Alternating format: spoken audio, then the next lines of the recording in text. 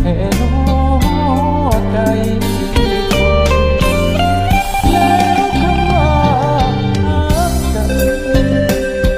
เมื่อนั้นมันเหี่ยทิ่มใส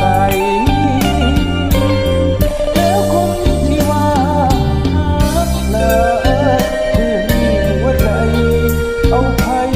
มาปนแค่บอกเพียงหายใจลาน้อยไปทั้งตัวตนตั้งใจตั้งเหตุผลของคน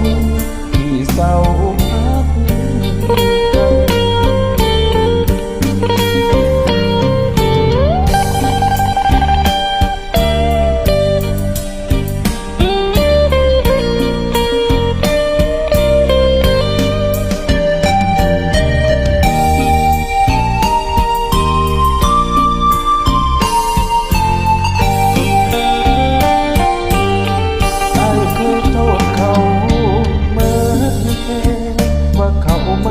น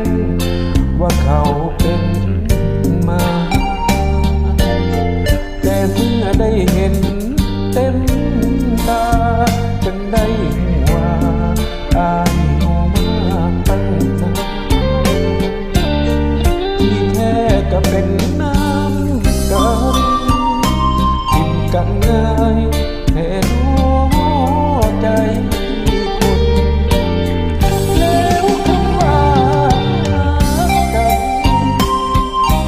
นั้นมันเหี่ยทิ่มใสแล้วคนที่ว่ารักเลยเมื่อมีหัวใจเอาไผมาปนแค่บอกเพียงหายใจลาน้อยไปทั้งตัวตนตั้งใจฟังของคนที่เศร้า